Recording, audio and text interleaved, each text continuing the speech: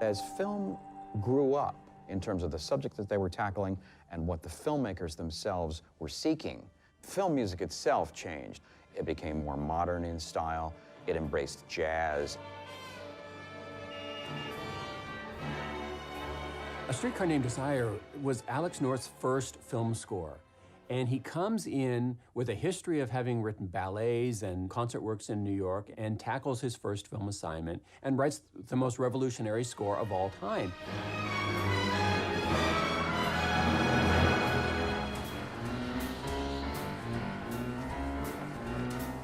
The first film score incorporating jazz in the writing structure.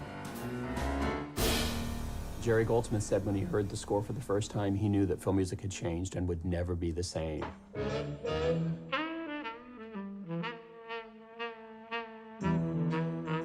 Bond. James Bond. John Barry came from his own band, performing music that sounded like early James Bond music.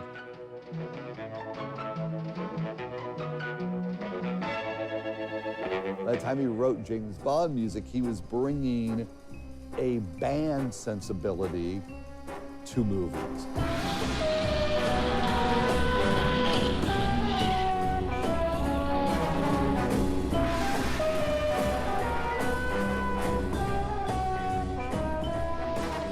The thing about Big Band was that it was cool and it swung. Felt like this was a guy who could do anything. You will not hear any film which is to do with spying or secret services without a reference to Bond. I mean, it's become the thing to go to in the same way that Morricone was for spaghetti westerns.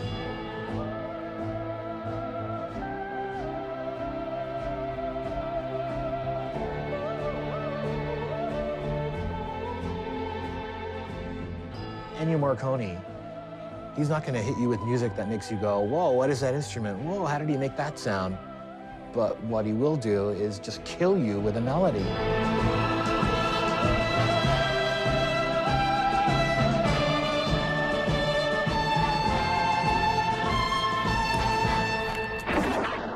The Good, the Bad, and the Ugly is such an iconic piece of music. You know, he just took that sound of a guitar and then just put it into that Western environment.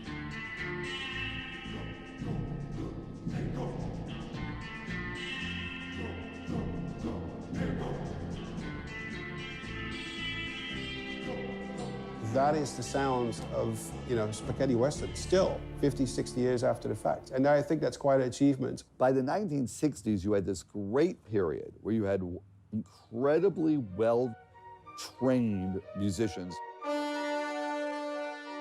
Bernard Herrmann had come out of dramatic radio, and his ability to take a sound and create a specific kind of unique orchestra that was specific to each film was groundbreaking.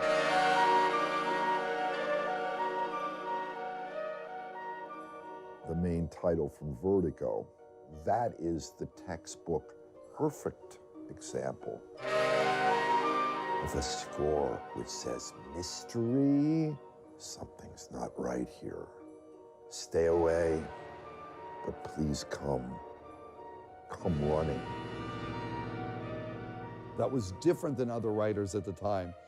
These are not melodic ideas. These are little phrases that had circular madness to them that worked really well in Alfred Hitchcock movies.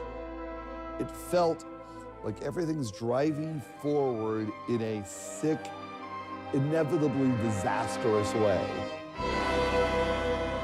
Bernard Herrmann, he had balls. So just to do what he did with Psycho in the shower scene.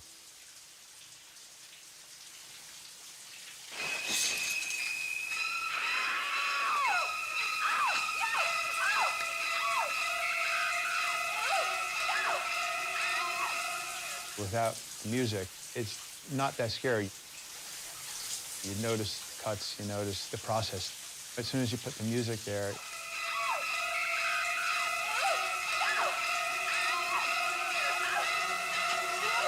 You're stuck in the mindset of this psychotic killer.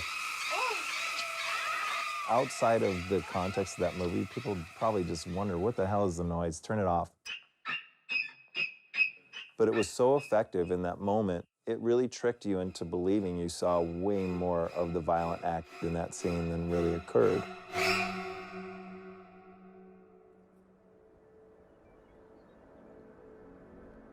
When you read a book and it says, there is this great forest, everybody pictures a forest.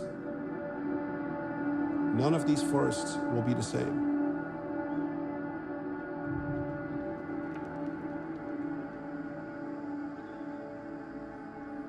It's exactly the same with music. You can ask 15 other composers to read that same script, they will all have different musical ideas. One of the things that I find so liberating about film music is the fact that any instrument is valid as long as it makes the movie better. I have about 5 storage areas that are all filled with musical equipment. At a certain point, I collect enough stuff that when it starts to look like a junk store, then the people here do an intervention and they take everything, they scrape it clean, and we start over again. I just start over collecting things again.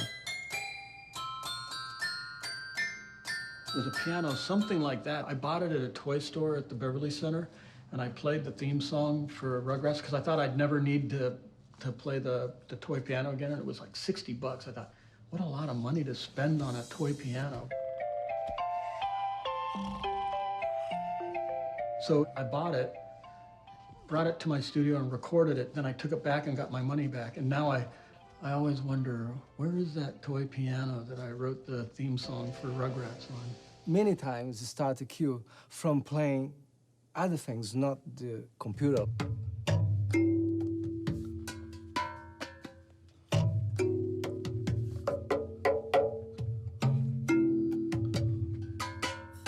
These are tuned sleigh bells. They're very rare. There's music in everything. I'll be taking an elevator, you'll be in the thing, and then all of a sudden the door will be like, and you're just like, what was that, man? That was cool, you know? And you come back to the studio and you try to recreate that sound, and what would that sound like in musical form? So that's why I'm always trying to distill what the world sounds like into music.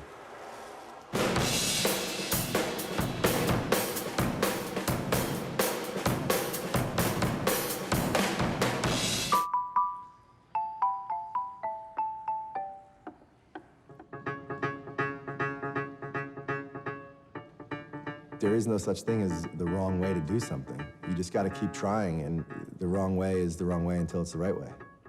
It's a bit of a dinosaur in that it went extinct and gave birth to the violin and the guitar and a lot of other things. The construction's pretty simple. You have 2 drones, and then in this case, 1 melodic string.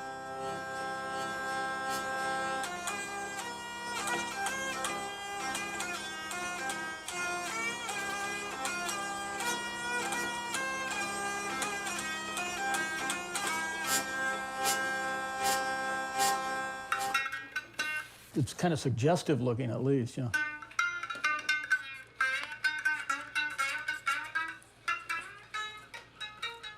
They sound kind of like when a seal plays musical horns in a circus or something.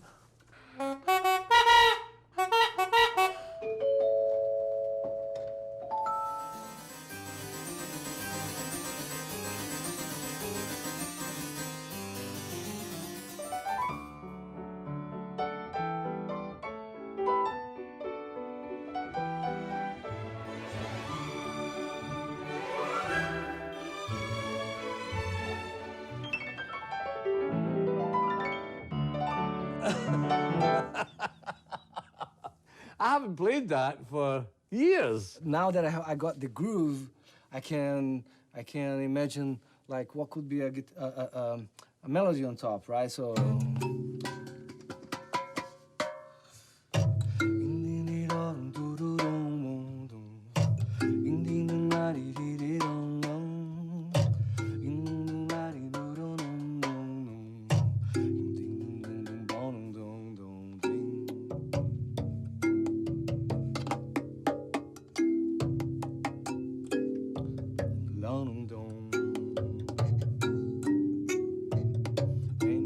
it's a paradise.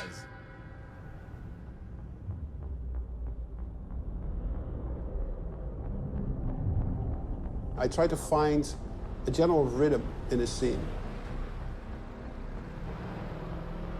Mad Max, I spent at least 7 months producing the score. Trying this, trying that. Different types of drums.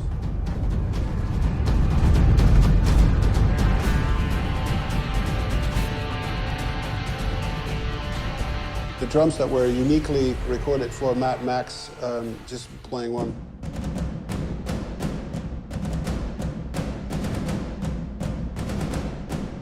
If you combine all these multiple tracks together, then you can get a really, really interesting quality of these drums playing together, and pretty aggressive, which I'm a big fan of.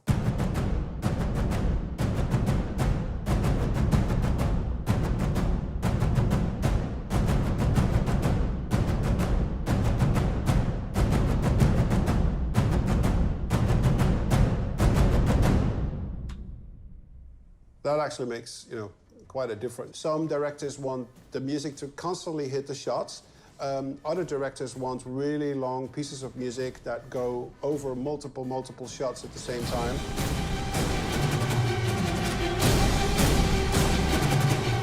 These are things that you constantly struggle with when you work the picture.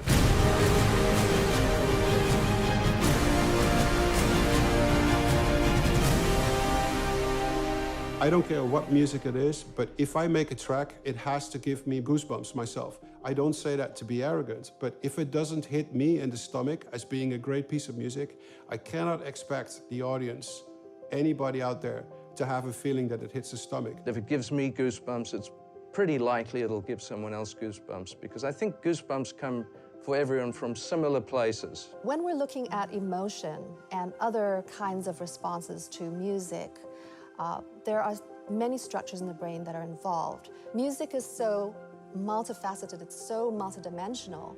Different aspects of music are processed by different systems in the brain. So when you're looking at something like melody and pitch, that's processed by one system in the brain. When you're looking at the time-based aspects like tempo and rhythm, that's processed by another system. We are having some sort of a physiological response that the body is showing, and the goosebumps is actually just a sign of what's happening inside your body. There's a system in the brain, ventral striatum and nucleus accumbens in particular. It's our reward center. Things like chocolate or sex, these are reactions that we can see involve these structures. So it's interesting because the same kinds of pleasurable feelings we get from chocolate, dopamine release, we could see some of the same kinds of activations in the brain to music. It's the one art form that technically doesn't exist. You can touch musical instruments, you can touch CDs or cassettes or vinyl that contain the music, but you can never actually put your finger on music. It's just air moving a little bit differently. All music is doing is providing some structure to these air molecules. So if a truck goes by, it's pushing air molecules against our inner ear. If someone's playing cello, it's pushing the exact same air molecules against our ear, just in a different structured way. And there's something odd, but really, really interesting and powerful about that. But they'll never take our freedom! Makes armies march into battle. Makes people cry.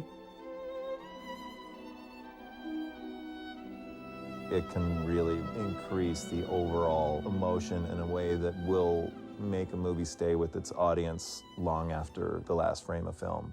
We are doing something here. We're harnessing something from the ether. Film music and orchestral music in general is of great interest to neuroscientists and to scientists because of its great power to emote.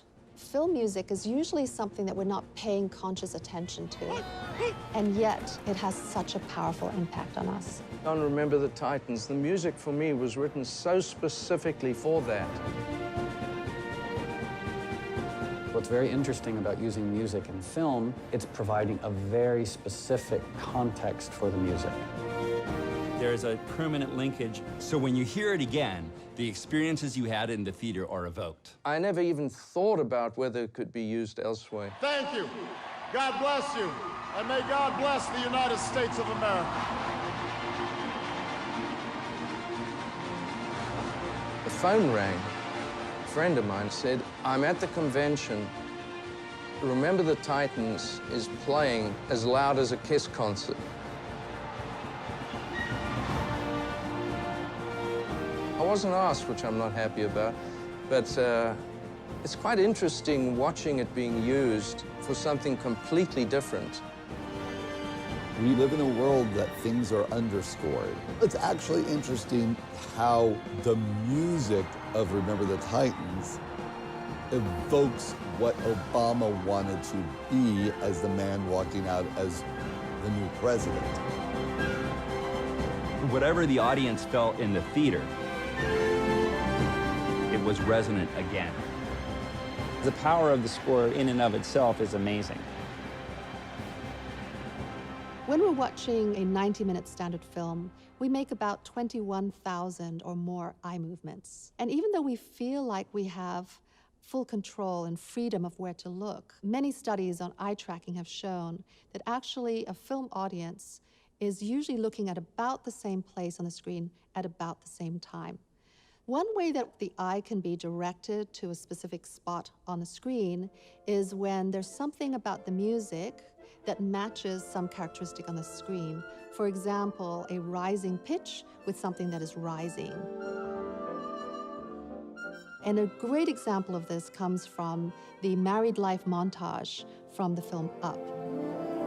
The first time that we see the balloons that are tied to Carl's cart, that's really important because the balloons are going to be an important visual motif, an important theme for the entire film.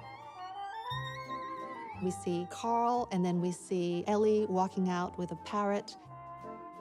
And then the balloon cart rises up and comes back down. So it's very interesting to see that music can be part of the choreography of the dance of our eye movements during a film sequence. There used to be representative scoring where everything you see, you hear. Walk up the step, romantic kiss and so forth. So the eyes doing the same thing the ears doing. There's so many decisions to make in movies. Hollywood was going through an odd transition in the 60s, especially the mid-60s to the early 70s. One of the things that got thrown out was the idea of the old-fashioned orchestral score. Now there was a movement toward source music, folk music, more intimate types of musical groupings.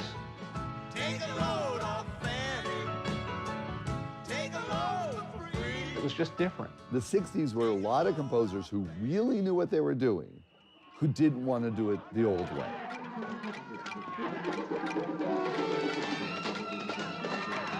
Jerry Goldsmith, he was absolutely the most innovative composer to work on mainstream movies on a regular basis.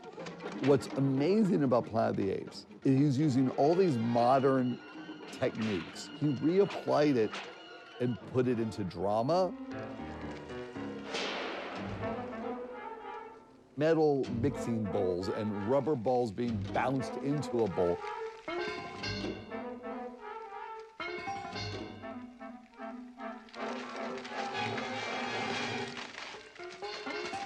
Just kind of screwing with the orchestra the way he did and just being so ballsy in his choices and it being so on point for that movie. It'll always be one of the all-time great science fiction scores. Chinatown was written in 10 days after an earlier score had been written, recorded, and thrown out. And it's very interesting that, you know, Jerry comes in and he looks at the film and he immediately decides he needs 4 harps, 4 pianos, strings, percussion, and a solo trumpet.